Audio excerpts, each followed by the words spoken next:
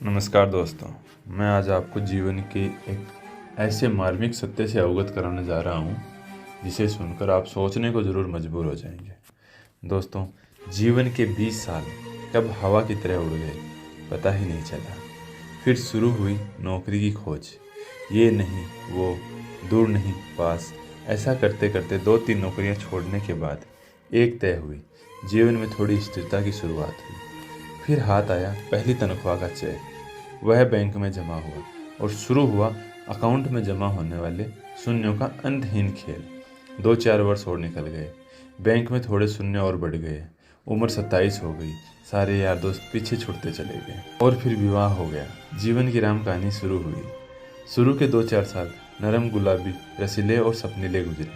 हाथों में हाथ डालकर घूमना, रंग बिरंगे सपने देखना, पर ये दिन भी जल्दी ही उड़ गए। फिर बच्चा आने की आहट हुई, साल भर में पालना झूलने लगा। अब सारा ध्यान बच्चे पर केंद्रित हो गया, उठना बैठना, खाना पीना, लाड़ दुलार। समय कैसे फटाफट निकल गया पता ही नहीं चला।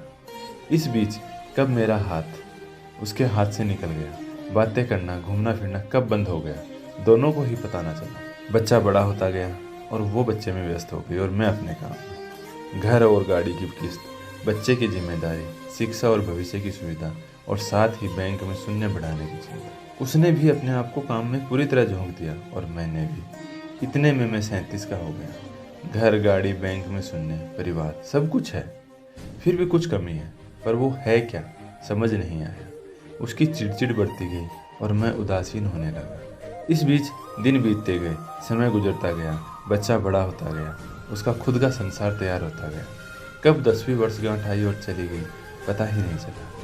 तब तक दोनों 40-42 के हो गए। बैंक में शून्य बढ़ता ही गया। एक दिन एक नितांत एकांत क्षण में मुझे वो गुजरे दिन याद आए और मौका देखकर उसने कहा, अरे ज़रा यहाँ आओ, पास बैठो, चलो हाथ में हाथ डालकर कहीं घूम के आते हैं। उसने अजीब नज़रों से मुझे देखा और कहा, तुम्हें कुछ और भी सोचता है? यहाँ ढेर सारा काम पड़ा है और तुम्हें बातों की सूझ रही है। वो कमर में पल्लू खोंस निकल गई। फिर आया 45वां साल। आंखों पर चश्मा लग गया, बाल काला रंग छोड़ने लगे, दिमाग में कुछ उलझने शुरू हो गई। बेटा उधर कॉलेज में था, इधर बैंक में शून्य बढ़ रहे थे। देखते ही देखते उसका कॉलेज खत्म हो गया। वह अपने पैरों पर खड़ा हो गया, उसके पंख फूटे और वह परदेश उड़ गया। अब उसके बालों का काला रंग भी उड़ने लगा, कभी कभी दिमाग साथ छोड़ने लगा। उसे चश्मा भी लग गया। मैं खुद बूढ़ा हो गया और वो भी उम्र दराज लगने लगी। दोनों 55 से 60 की ओर बढ़ने लगे। अब बैंक के शून्य की कोई खबर नहीं। अब तो बाहर आने जाने के कार्यक्रम भी बंद होने लगे। अब तो गोली दवाइयों के दिन और समय निश्चित होने लगे। बच्चे बड़े होंगे तब हम साथ रहेंगे, ऐसा सोच कर लिया हुआ घर अब बोझ लगने लगा। वो बैंक में बड़े शून्य बेकार लगने लगे। अब तो बच्चे कब वापस आएंगे, यही सोचते सोचते बाकी के दिन गुजरने लगे। एक दिन यूं ही सोफे पे बैठा ठंडी हवा का आनंद ले रहा था। वो दीवाबाती कर रही थी, तभी फ़ोन की घंटी बजी। झट से फ़ोन उठाया।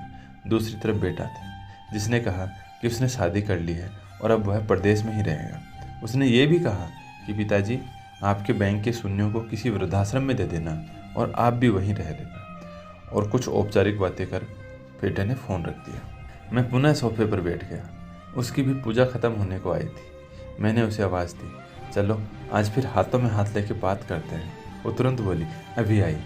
मुझे विश्वास ही नहीं हुआ। चेहरा खुशी से चमक उठा, आंखें भर आई, आंखों से आंसू गिरने लगे और गाल भीग गए।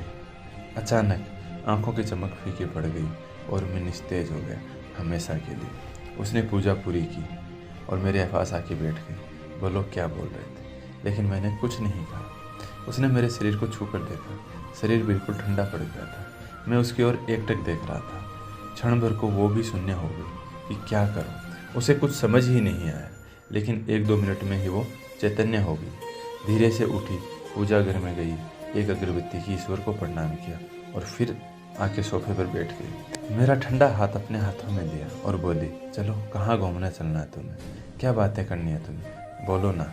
ऐसा कहते हुए उसकी आंखें भर आई। वो एकटक मुझे देखती रही।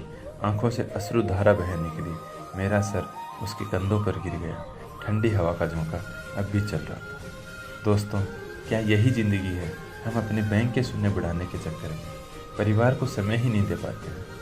दोस्तों सब अपना नसीब साथ लेके आते हैं, इसलिए कुछ समय अपने लिए भी निकालें। जीवन अपना है तो जीने के तरीके भी अपने रखें। शुरुआत आज से करें क्योंकि कल कभी नहीं आएगा। धन्यवाद दोस्तों।